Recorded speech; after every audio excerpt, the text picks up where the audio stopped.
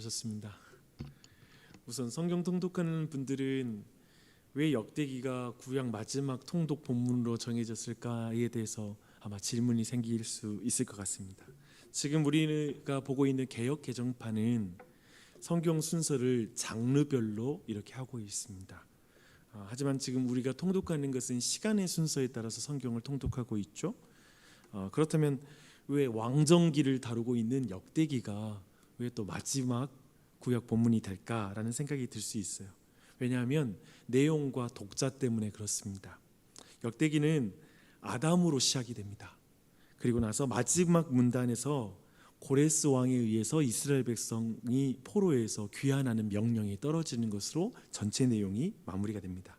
그래서 역대기 자체가 구약 전체 성경을 요약하고 있는 성경이다, 구약 성경이다라고 이해하시면 됩니다. 그래서 유대교 정통에서는 성경 구약 성경의 순서에 있어서 역대기가 마지막 성경이 됩니다. 그래서 그 책을 지금 포로에서 다시 귀환한 사람들에게 주는 것이잖아요. 첫 독자가 포로에서 귀환한 사람입니다. 그래서 시간적으로 독자 입장에서는 바로 역대기가 마지막에 위치할 수 있다는 것이죠. 왜 이렇게 과거의 역사를 이렇게 요약해 주는 것일까요? 그 이유는 새로운 미래를 바라보며 지금 흩어져 있는 이스라엘 백성에게 소망과 또 인내, 그리고 그들을 위로하기 위해서 주는 책이기 때문에 그렇습니다. 이 말씀 통해서 하나님의 큰 위로 그리고 큰 도전을 경험하는 우리 온 교회 됐으면 좋겠습니다. 어떻게 그러면 강하게 할까? 어떻게 어떤 메시지이기 때문에 그 백성을 강하게 할까라고 했을 때 사실 1장부터 9장까지 사실 지루한 족보 이야기가 이어집니다. 아마도 1장부터 9장 읽으면 너무 힘드니까 바이블 프로젝트 이 성경 순서 우리 통독에서도 1장부터 9장까지 하루에 다 읽게 해놨습니다. 그래서 그 내용 한번 읽어보셨으면 좋겠고요. 근데 사실 역대기는 인물과 시간에 있어서 사무엘서와 열왕기서와 정확하게 겹칩니다. 다윗 왕의 이야기와 남유다 왕들의 이야기가 반복되는 것입니다. 근데 이 이야기가 반복적인 기계적인 반복은 아닙니다. 예를 들어 역대기에서는 사무엘서와 열왕기서에 없는 내용이 있기도 하고요. 그리고 두 책에 있는 내용이 없기도 합니다. 그렇다면 의도가 있는 것이죠. 그렇다면 역대기는 분명한 의도를 가지고 성경 전체의 이야기를 요약하고 있다라는 것을 볼 필요가 있습니다. 그래서 내용 하나하나 의도를 가지고 요약하고 있기 때문에 그 의도를 파악하는 게 역대기를 읽는 중요한 눈이 되겠습니다. 특별히 역대상은 다윗이 통치하는 시대를 자세하게 말하고 있습니다. 다윗을 다루되 다윗에게 있는 부정적인 이야기들은 다 제외시킵니다. 밧세바를 범한 이야기, 그런 내용들은 나오지가 않습니다. 그리고 사무엘서와 열왕기서에 없는 다윗에 대한 긍정적인 내용을 추가하고 있습니다. 다윗을 밝게 그리고 있어요. 특별히 22장부터 29장까지는 성전 건축을 준비하는 다윗의 모습이 자세하게 기록되어 있습니다. 이것은 다른 성경에는 없는 내용입니다. 왜 이렇게 다윗 왕을 띄우는 것일까? 그게 지금 포로에서 돌아온 이스라엘 백성에게 소망을 주고 견고하게 하는, 그리고 그들의 마음을 강하게 만드는 것과 관련이 있는 내용이 됩니다. 그 내용은 오늘 말씀 마지막에 보도록 하겠습니다. 이제 오늘은 다윗 왕을 통해서 주는 저는 중요한 메시지, 가장 중요한 메시지를 좀 주목하고 싶어요. 이것이 여러분에게 은혜가 되길 바랍니다. 9장부터 9장까지 족보를 우리가 보여준다고 말했잖아요. 근데 족보는 역사를 추격하는 데 굉장히 좋은 방법입니다.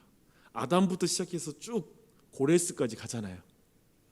근데 그리고 10장부터 이제 사울 왕이 죽은 이후에 다윗이 유다의 왕이 되고 나서 다시 전체 이스라엘의 왕이 되는 과정을 쭉 그려주고 있습니다. 그리고 11장 중반부부터 12장까지는 다윗 왕을 도와준 그 용사들의 이름을 기록하고 있습니다. 그리고 나서 드디어 13장에서 다윗의 언약궤를 옮기는 그 장면이 13장에 나옵니다. 오늘 본문하고도 긴밀하게 연관이 있어요. 근데 언약궤는 하나님의 임재와 말씀의 통치를 상징하는 아주 중요한 장치입니다. 특별한 장치예요. 근데 다윗이 이 언약궤를 예루살렘으로 옮기는 것은 굉장히 의미심장한 사건이죠. 그가 수많은 용사와 군대와 함께 왕이 되었지만, 군사력으로 왕이 된 것처럼 보일 수 있겠지만, 그의 통치는 오직 하나님을 왕으로 모신 통치여야 되기 때문에 그렇습니다. 다윗은 그게 중요한 거예요. 어떤 용사들, 그들에 의해서 내가 왕이 됐지만 가장 중요한 건 나는 하나님을 왕으로 모신 왕이야 라는 사실이 이스라엘의 왕에 있어서는 가장 중요한 정체성이거든요. 그의 영적인 태도를 우리가 주목할 필요가 있어요. 그런데 다윗의 선한 의도가 좌절이 되는 게 13장에 나와 있습니다. 어떻게 좌절이 되죠? 우린 잘 알고 있죠. 우사가 죽는 일이 벌어집니다. 잘 아시는 것처럼 1차적으로 언약궤를 수레로 옮기면 안 되는데 소가 이끄는 그 수레에다가 이제 올려놓고 옮기는 일이 벌어지죠. 그리고 레위인들, 그중 고핫 자손이 직접 채를 잡고 옮기게 되어 있는 것인데 그 율법의 말씀을 어기는 방식으로 진행이 됐다라는 걸 보여주고 있습니다. 다윗 자신은 물론 제사장들과 레위인들조차도 알지 못할 만큼 하나님 말씀에 좀 무지했다라는 걸 보여주고 있습니다. 마음은 어떨지 모르지만 하나님의 말씀에는 무지했다라는 것이죠. 이제 이스라엘 전체 왕으로 이제 시작되잖아요. 지금 다윗 왕이 등극했는데, 그런 의미에서 이 언약궤를 옮기는 장면에서부터 하나님의 말씀을 어겼던 거예요. 이게 심각한 문제인 것이죠. 그래서 그런 의미에서 이것은 하나님께서 분명하게 이스라엘 백성 앞에서 어떤 선한 의도와 그리고 그런 마음과 상관없이 진심이 있더라도 진리가 없는 곳에 나는 임재하지 않는다. 그런 나라는 온전한 나라일 수 없다라는 걸 선을 긋는 사건이었던 것으로 보입니다. 좀 극단적이잖아요. 사람이 우사가 그 언약궤를 붙든 순간에 죽는 것은 너무 심해 보이잖아요. 근데 그 심해 보이는 것을 통해 분명한 메시지를 전하는 것입니다. 마치 선악과처럼 말입니다. 선과 악을 규정하는 것은 하나님의 말씀이다. 이거 어기면 죽는다. 나무 열매 하나 먹는 거 가지고 사람 죽는 거 심해 보이잖아요. 그러나 그것은 분명한 메시지인 것이죠. 하나님만이 왕이다. 선악을 규정하는 건 하나님이지 너희의 선한 뜻으로, 너희의 이성으로 선과 악을 규정할 수 없다라는 걸 분명하게 한 것이죠. 그걸 강조하는 거예요. 이 모든 건 사실 하나님은 인간의 도움으로 서지 않는다는 걸 보여줍니다. 하나님 나라도 다윗 왕과 그 용사들에 의해서 세워지는 나라가 아닙니다. 그걸 보여주고 있죠. 모든 우상은 생각해 보십시오. 모든 우상은 인간이 만들잖아요. 그런 의미에서 모든 우상은 말하지 않습니다. 예배자에게 말하지 않아요. 도리어 그 우상을 섬기는 자들의 진심과 간절함, 그리고 그 우상을 달래는 것만 있으면 움직이는 시스템이 우상을 섬기는 종교 시스템입니다. 하지만 창조주 하나님은 말씀으로 창조하시죠. 그리고 말씀으로 그 백성을 다스립니다.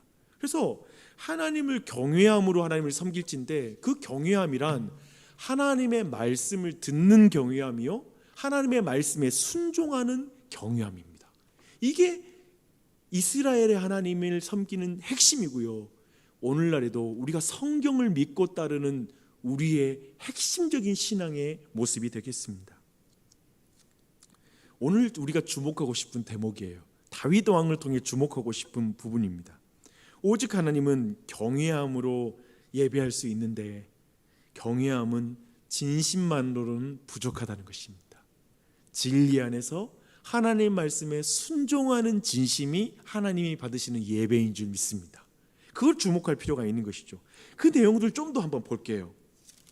14장 한번 봐봐요. 다윗이 블레셋과 싸울 때, 이제 아까 봤던 궤를 옮길 때 우사의 죽음 다음에 이게 기록되어 있는 거예요. 14장 10절입니다. 다윗이 이제 블레셋과 싸우고 있어요.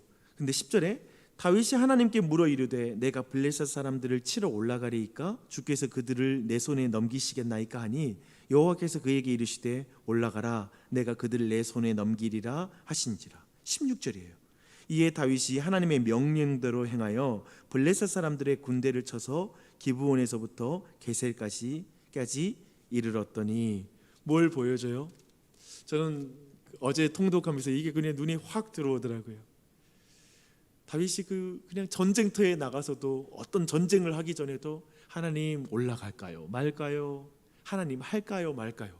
원래 이게 다윗이 가진 그 중요한 신앙의 모습이거든요. 하나님 말씀 듣고 움직이는 거. 하나님께 묻고 듣고 나서 행동하는 거. 이게 지금 다윗의 신앙에서 핵심이에요. 근데 아까 언약궤를 옮길 때에는 그러지 않은 거예요.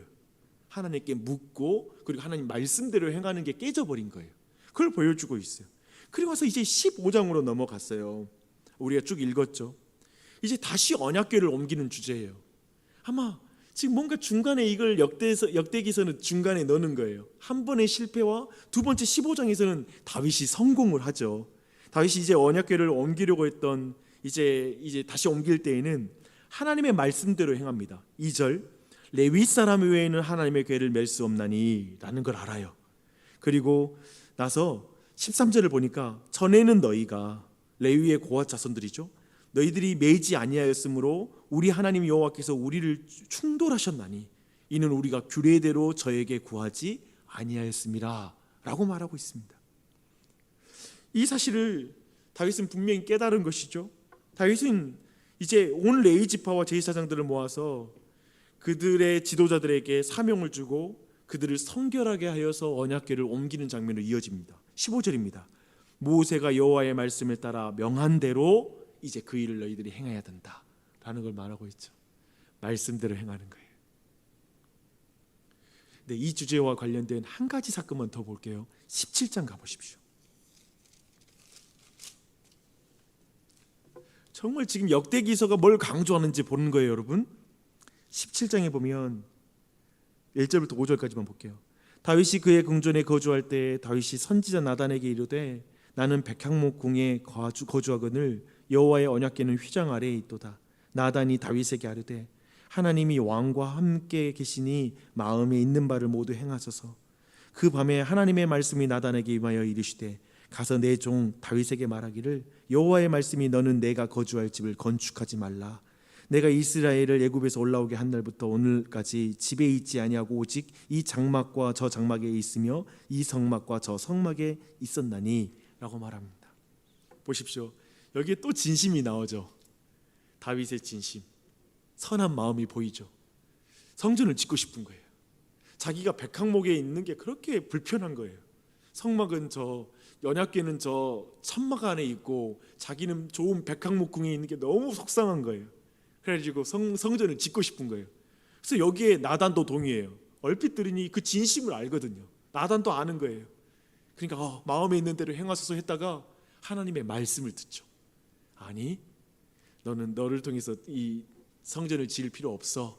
다윗 너를 통해 짓지 않을 거야. 너 아들이 지을 거야 라는 말을 듣죠. 그래서 뒤에 내용 이어지는 내용이 이제 그들로부터는 하나님 말씀대로 이제 순종하고 선한 마음이 있지만 그걸 행하지 않고 이제 그 일을 준비하는 것에 내용들이 할애가 되는 거예요. 여러분 무엇이 보입니까? 다윗을 통해서 지금 역대기가 강조하는 게 무엇인지 보이십니까? 저는 다윗을 보는데 다윗은 자신의 첫 번째 그 실수를 통해서 깊은 영적인 깨달음을 얻게 되는 걸 보게 됩니다. 그것은 하나님의 말씀을 연구함으로 깨닫게 된 것이겠죠. 그렇죠? 그리고 블레셋과의 싸움을 통해 또한 배웠을 것입니다. 과거에 그가 하나님 앞에서 싸울 때 하나님 앞에 자기가 말씀을 듣고 순종했던 걸 다시 기억났을 것이에요. 하나님의 말씀을 매일 읽고 묵상하며 기도하는 것은 우리의 인생에서 경험하는 모든 실수를 실수가 아니라 영적 성장의 도약대로 만드는 것이 됩니다. 이걸 잊지 마십시오. 영적 침체는 뭡니까? 하나님의 말씀을 말씀대로 보지 않는 것입니다. 그냥 자기 열심, 자기 생각대로 신앙생활하는 것입니다. 그러면 그것이 영적 침체이죠. 영적 침체로부터 벗어날 수 있는 방법도 뭐냐면 다시 하나님의 말씀을 바르게 읽는 것입니다. 하나님을 믿고 섬기는 것이 내 마음과 동기만 좋으면 되는 것이 아니라는 거예요. 하나님의 말씀에 기록한 대로 그리고 우리가 아니라 하나님이 원하는 방식으로 하나님을 믿고 섬기는 것을 주님이 기뻐하시는 것입니다. 그러나 너무나 많은 사람들은 자기 방식대로 하나님을 섬길 뿐만 아니라 하나님의 말씀에 대한 무지와 또 하나님의 말씀을 경시함으로써 하나님을 섬긴다고 말합니다. 하지만 하나님의 거룩하심을 훼손한 것에 지나지 않는다는 걸 웃사를 통해서 보여주고 있죠. 아무리 진심이 있을지 모르지만 진리를 뒤따르지 않으면 그 진심이 하나님의 거룩함을 훼손시킵니다. 하나님을 욕되게 만듭니다. 무서운 사실이죠. 하나님을 섬기는 우리의 모든 일, 어쩌면 교회에서 하는 모든 봉사, 그리고 교회의 각종 모든 회의하는 거, 그리고 모여서 이야기를 나누는 거, 소그룹 모임하는 거, 그렇게 하나님께 또한 드리고 하는 연락하는 그런 예배, 그 예배는 무엇일까요? 하나님의 말씀에 순종하는 것이죠. 베드로가 십자가를 지시겠다라는 예수님 앞에 서면 안 된다고 말하면 진심이 있어도 그것은 사탄적인 발언인 거예요. 예수님 앞에 서면 안 돼요. 예수님 말씀하시죠. 너는 내 뒤로 물러서라. 예수님 뒤따르는 게 제자지 예수님보다 앞서는 건 제자가 아닌 것이죠. 그 모든 걸 보여주고 있습니다. 어쩌면 지난 주일날 말씀 나눈 것처럼 우리가 단단한 하나님의 말씀을 소화시키지 못하는 영적 침체에 있을 수 있어요. 자기를 부인하고 자기 십자가를 지지 못하는 모습 말입니다. 그런데 오직 하나님의 말씀을 따라 자기를 부인하고 자기 십자가를 지는 그 삶은 사실 우리는 예수 그리스도를 통해서 보게 됩니다. 오늘 다윗을 통해서 포로기에 처한 그 백성에게 하나님이 주고 싶었던 그 메시지가 이건 거예요. 다윗에 대해서 긍정적으로 말하고 있다고 했죠. 다윗의 이 모습, 하나님의 말씀을 앞세우고 자신이 뒤따르는 모습, 그 모습을 통해서 사실 궁극적으로 이제 오실 새로운 다윗, 진정한 다윗을 가리키고 싶은 거예요. 이제 곧 진정한 다윗이 오시는데 그분은 어떤 분이십니까? 오직 하나님 아버지의 말씀에 뒤따르며 그 말씀에 순종하신 성자 하나님이십니다. 성자 예수님이십니다. 그분은 하나님의 말씀을 뒤따르기 위해 자기를 부인하고 자기 십자가를 지고 바로 우리를 위한 모든 대속의 사역을 행하신 그 예수 그리스도를 가리키는 것, 그게 바로 역대기에서 보여주고 싶어하는 참된 위로요, 우리를 강하게 하는 그 내용이 됩니다. 사랑하는 여러분, 그 예수님을 붙잡고 단단한 하나님의 말씀을 소화시키는 은혜가 있기를 바랍니다. 그리고 그 말씀에 따라 주님 예수님을 뒤따르는 그 믿음의 삶을 사시기를 바랍니다. 대단한 삶 살지 않아도 돼요. 내가 성전 지을 거야, 막 내가 교회를 세워서 막 큰 건물 헌금 많이 해서 뭐 큰 건물 세울 거야, 뭐 이게 아닌 거죠. 주님 말씀하시는 게 뭐예요? 그 어디에 있거나 천막에 살아도 괜찮다.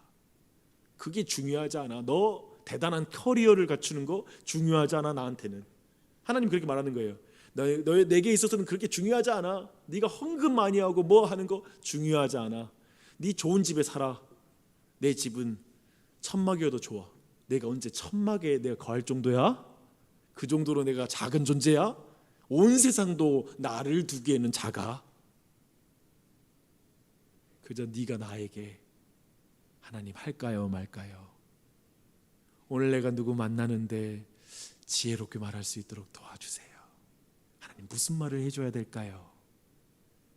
하나님 내가 오늘 어떻게 지내야 될까요? 오늘 우리 자녀들을 내가 어떻게 대해야 될까요? 오늘 내가 그 사람 만나는데 내가 어떤 마음으로 나아갈까요? 그렇게 주님께 묻고 주님의 말씀을 듣고 그렇게 행하는 것, 그 어디나 하늘나라인 줄 믿습니다.